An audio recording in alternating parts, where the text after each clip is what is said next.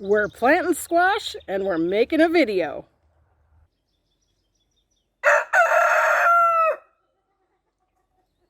Today is the day. Better late than never. We are, what, 22nd or so of June? Yep, 22nd. So we're a bit behind schedule. You gotta explain where you are. But right now, I'm going to actually move outside of the pen. We are planting our brand new squash bed, which is actually the winter sheep pen. Wait till I show you this ground. Squash love to be well fed, well nourished, and this manure layered dirt is going to do just that. And we even have extra on top for mulch later. But as you can see, we start our squash ahead of time in buckets. I think Chris has already done a video on this, but we use large buckets so that we don't disturb roots as we go. But this year, in preparation for the $50 February challenge for 2023, we're actually going to hopefully be increasing the amount of squash we produce. But we're doing it strategically this year. As you'll remember last year, we kind of crowded, I think, what was it, Chris? 52 plants? In a very small space. Into a very, very small space. So yes, we did get a lot of poundage, but I don't think it was the best production per plant. So we're trying something new this year. We're going to space things out better. So what you're looking at here is 20 feet by about 32 feet. That's becoming our squash patch. We're doing rows of 7. It might actually end up creeping a little bit more towards these feeders here because we've got a few extra plants that I haven't dug holes for. It just depends how they look when they come out of the containers. But we are going to kind of double up this space with a few other things. We're thinking along the back here to do a row of potatoes because it hadn't been as fertilized. It was more just sandy dirt, which the potatoes will like better. And then we've got a few other treats to put in here. But let's start planting some squash. I wonder how much we're going to grow this year. So last year we grew just over 400 pounds of squash for our winter squash. And to be honest, it was only about 3 weeks ago that we disposed of the last couple of our Canada crookneck. We did feed them to the sheep in the end because they were getting a little soft for human consumption, but we did manage to get quite a bit in the freezer.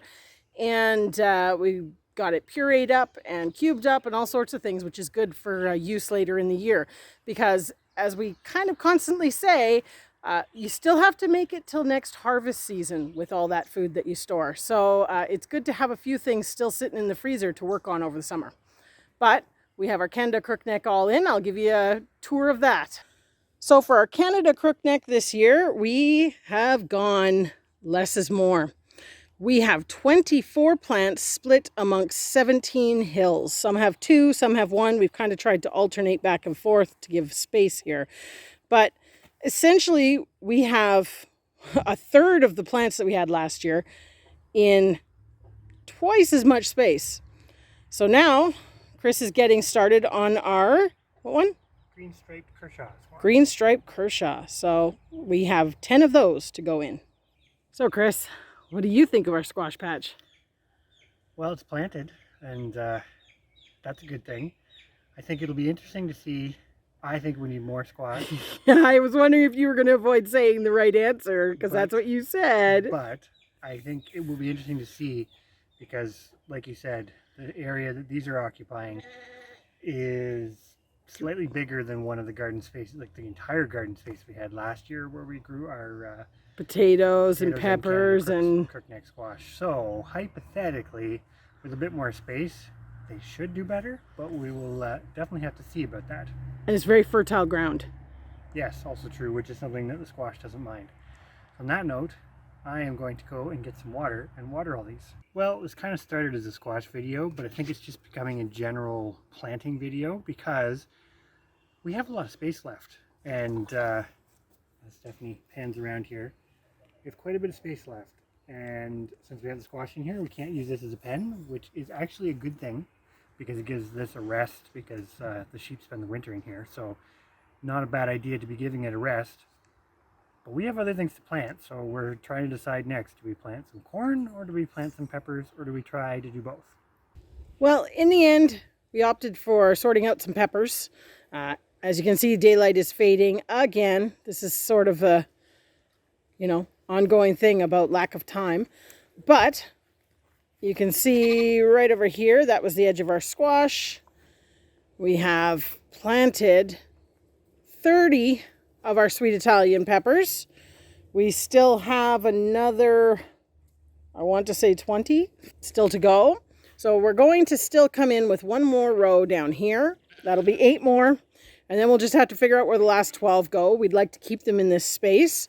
One other thing that we did plant, which we're giving a shot with this, is the yellow crookneck squash. We planted in here every 8 inches. So we ended up with 21 seeds going in. We do have some that we'd started previously in the greenhouse that were planted in a different garden. Chris showed those ones. But we're getting a later batch going here and just kind of seeing how we do with germinating right out in the garden. All in all, a row of peppers has to go in, and we still have, as I pan out here, because Chris is with the bucket, we still have where all these feeders are. We have a big chunk of space where we were thinking about doing a rectangle of corn. My camera's not showing the size of this space well. I know Chris is in there too, but it's probably 10 by 12.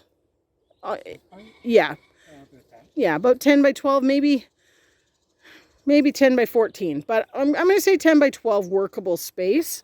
So it could be a nice little spot for at least starting our first round of corn. And then we've also got down the back there, I want to plant a double row of potatoes. So all in all, this garden is filling fast. But it's certainly going to help us in the quest for food. And Chris still has more peppers. And there's more in the greenhouse. Yes, we still have a good 20 or so to plant of these Italian ones, plus a couple other kinds yet. But this is a good start. They're looking healthy. They've been well watered. This is fertile ground. I think we're going to see these rocket. So watch this space as we do our next garden tour. We'll give you an update on how things are going out here.